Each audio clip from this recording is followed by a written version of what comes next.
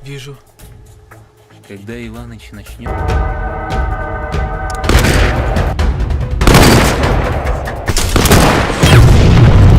Halo semua, selamat datang di alur cerita film A4 Movie. Gimana kabar kalian hari ini? Semoga sehat selalu dan dimudahkan segala urusannya. Pada episode kali ini, Mimin mau ngebahas alur cerita film yang berjudul Rjado Vojtěrin yang dirilis pada tahun 2020. Berlatar belakang Perang Dunia II, di mana saat itu Jerman sedang menginvasi Uni Soviet. Terdapat seorang penembak jitu Jerman yang sangat merepotkan dan kerap kali membunuh pasukan Soviet.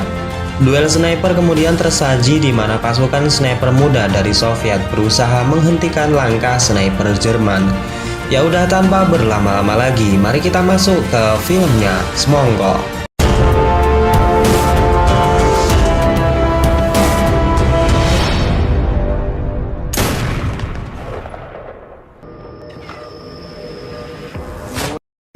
Film dibuka dengan berlatar belakang invasi Jerman ke Uni Soviet, tepatnya pada tahun 1943 di sebuah wilayah yang bernama Luhan.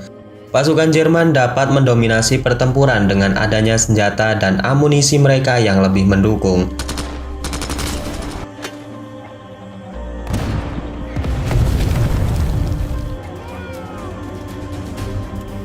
Pasukan Soviet harus bahu-membahu merapihkan kembali barisannya, sembari bertahan dari gempuran mortir dan senjata mesin yang digunakan oleh Jerman. Selain itu, kubu Jerman juga memiliki seorang sniper handal yang bernama Scud, di mana ia sudah kerap membunuh pasukan Uni Soviet. Loboda sebagai kapten tempur garis depan Soviet berinisiasi meminta bantuan kepada markas pusat untuk diberikan beberapa sniper handal yang dimiliki oleh Soviet untuk menandingi sniper Jerman. Namun apesnya bantuan pasukan sniper yang hendak diberikan oleh Uni Soviet justru tewas mengenaskan setelah dalam perjalanan mereka dibantai oleh pasukan udara Jerman.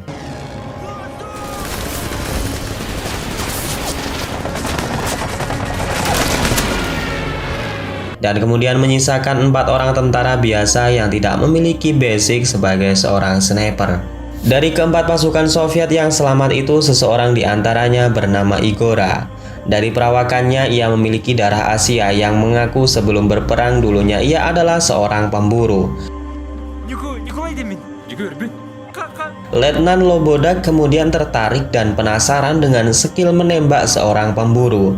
Ia kemudian dibawa ke sebuah hutan dan diminta untuk menembak target yang sudah disiapkan.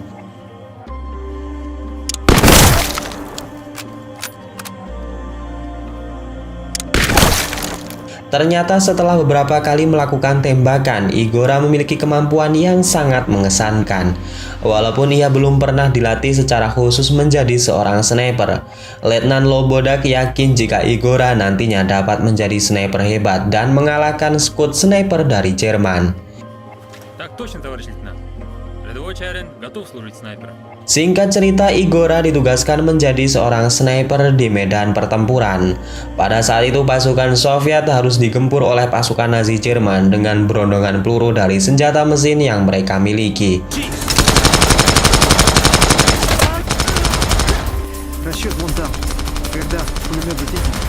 Igora yang menjadi sniper kemudian memberanikan diri melepas helm besinya untuk kemudian membidik 3 orang musuh yang menggunakan senjata mesin.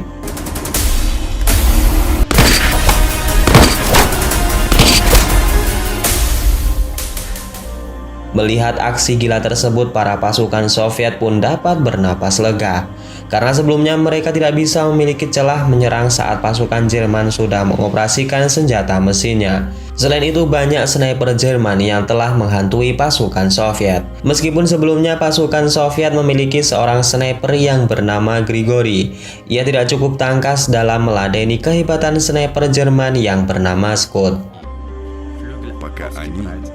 Melihat performa baik pasukan Soviet di pertempuran, seorang petinggi Jerman yang bernama Kolonel Jäger meminta pemimpin pasukan Jerman untuk sementara waktu menunggu tank baja Jerman yang sebentar lagi akan dikirimkan. Di lain sisi, Kapten Lobodak memerintahkan secara khusus kepada Igora dan Grigori untuk menghabisi sniper Jerman dan pengintainya yang diketahui selalu menunggu pergerakan pasukan Soviet di sebelah timur wilayah Luhan. Kedua sniper ini harus berangkat sebelum datangnya fajar. Sementara itu, ia akan memerintahkan beberapa pasukan untuk mengalihkan perhatian dengan alur penyerangan menggunakan senjata mesin.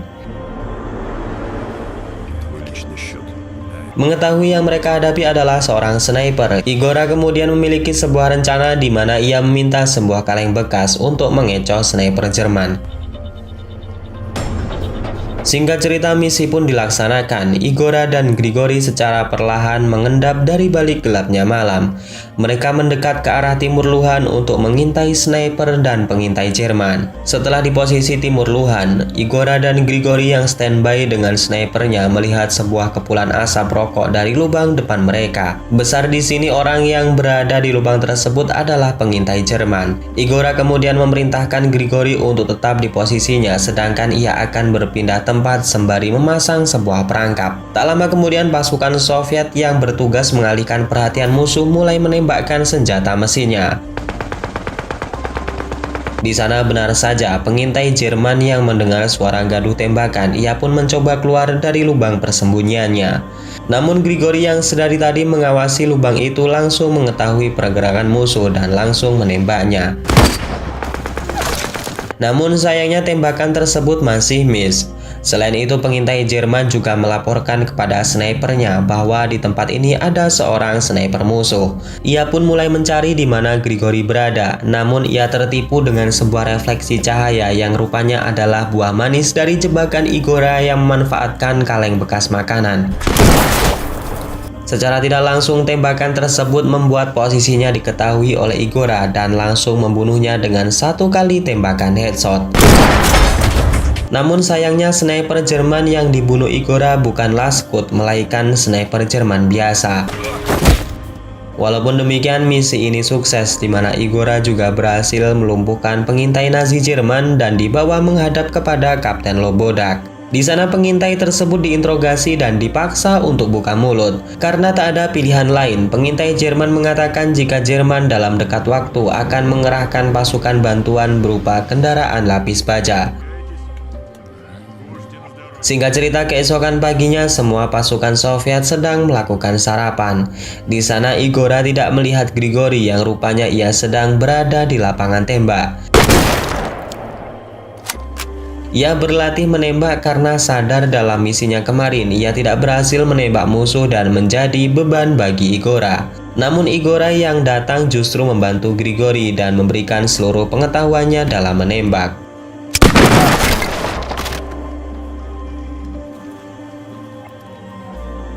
Setelah selesai berlatih, Igora kembali dipanggil oleh Letnan Lobodak.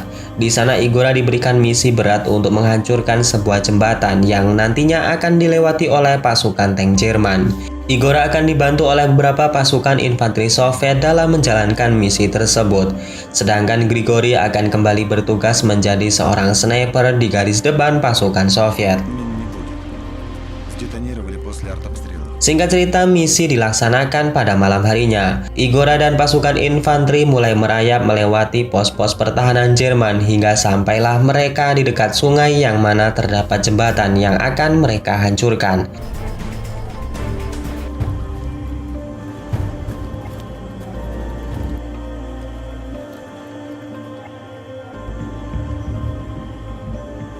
Namun terungkap di sini jika sniper Jerman yaitu Scud sudah menjaga tempat itu sejak kemarin hingga pasukan infanteri Soviet dibantai habis olehnya.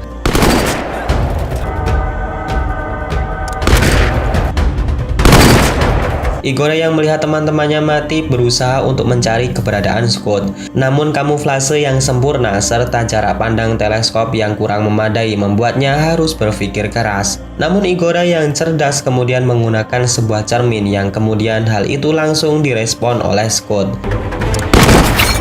Setelah melihat keberadaan sniper musuh, Igora pun kembali bangkit dan berhasil menumbangkan Scud. Di lain sisi, beberapa pasukan Jerman yang sudah mengepung wilayah tersebut berhasil membombardir dengan beberapa mortir yang membuat Igora terjatuh. Melihat Igora pingsan, salah seorang pasukan Jerman yang masih sadar berusaha mengambil senjata Igora. Ia tahu jika Jerman tak akan mengampuni seorang sniper dan alhasil Igora ditawan dan diinterogasi oleh petinggi Jerman.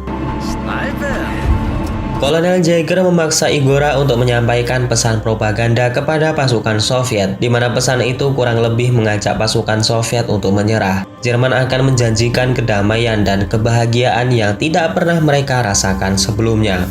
Namun Igora yang cerdas justru mengatakan sebuah candaan sehingga membuat Kolonel Jäger marah dan menyuruh anak buahnya membawa Igora ke ruang tahanan. Свободнее. Tak lama kemudian Kapten Jäger didatangi oleh sniper Jerman yang tak lain adalah Scott. Rupanya duel sniper tadi tidak membuat Scott tewas. Ia hanya terluka karena serempetan peluru di pinggir pelipis kanannya. Kapten Jäger mengatakan kepada Scott bahwa ia tidak perlu risau dengan adanya sniper Soviet, karena menurut pasukannya ia sudah tewas bunuh diri. Namun Scott mengatakan jika yang melakukan bunuh diri bukanlah sniper Uni Soviet. Yang dimaksud sniper di sini adalah orang Soviet yang memiliki darah Asia. Mendengar hal itu, Kapten Jäger pun kaget dan mencurigai Igora.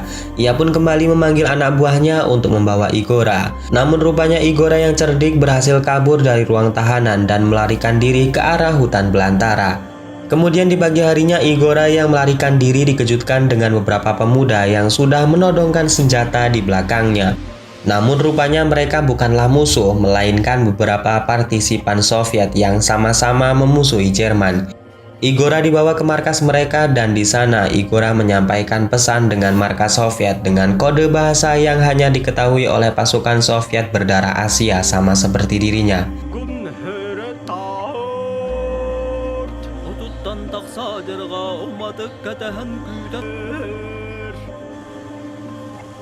Igora mengatakan jika pasukan tank Jerman sebentar lagi akan datang karena saat kabur tadi ia sempat melihatnya.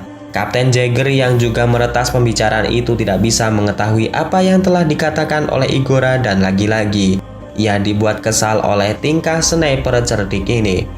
Selesai menyampaikan pesan, Igora kemudian meminta bantuan kepada pasukan partisipan untuk meledakkan jembatan dengan menggunakan sebuah mortir Jerman yang sempat ia dapatkan dari hutan. Di lain sisi, di garis depan terjadi pertempuran hebat para pasukan Jerman dengan Uni Soviet. Pasukan Nazi Jerman yang mendominasi serangan menggunakan senjata mesin membuat pasukan Uni Soviet kewalahan.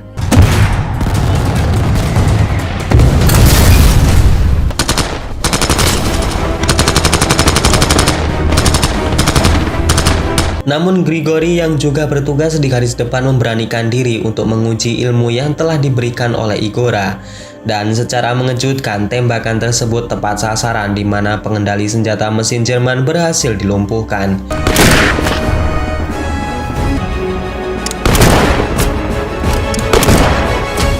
Melihat tempo pasukan Jerman mengendur, akhirnya secara serentak pasukan Soviet diberi komando untuk maju menyerang sehingga berhasil memukul mundur pasukan Jerman.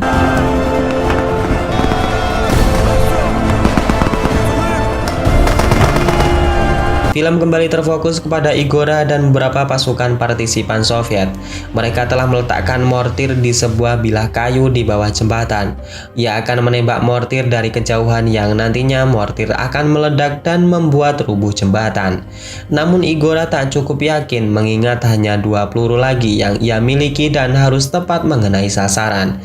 Setelah mencoba peruntungannya di tembakan yang pertama, ternyata keraguannya memanglah benar. Peluru yang ia gunakan tak cukup kuat untuk menembus baja mortir. Selain itu, suara tembakan tersebut membuat Scott mengetahui posisi Igora dan mulai membidiknya.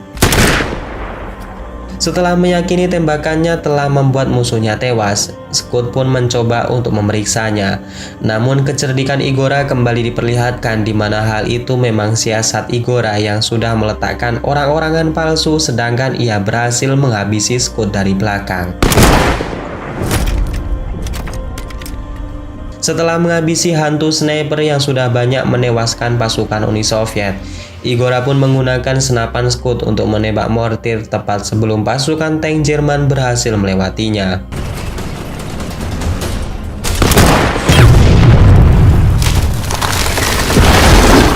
Di lain sisi, pasukan Soviet yang terus menggempur pertahanan Jerman berhasil memasuki jantung pertahanan dan Mayor Jäger berhasil dijadikan sebagai sandera. Film pun ditutup dengan kemenangan Soviet dalam pertempuran dahsyat di wilayah Luhan berkat kecerdikan yang dimiliki oleh sniper Igora. Dan kemudian film ini pun selesai. Oke, segitu aja guys alur cerita pada episode kali ini. Pesan yang dapat kita ambil adalah berusaha yakin, teguh pendirian, pantang menyerah, dan gunakan IQ kalian semaksimal mungkin. Terus berusaha dan bekerja keraslah sampai dimana kamu yang bukan siapa-siapa akan membuat orang di sekelilingmu termasuk keluarga, teman, dan sanak saudara merasakan manfaatnya. Saya dan tim Aformovi dari cabang Luhan mengucapkan terima kasih dan sampai jumpa di video-video terbaru lainnya. Assalamualaikum warahmatullahi wabarakatuh. Won't you take me home and give me wings to fly? We can be alone in the castle in the sky. We can run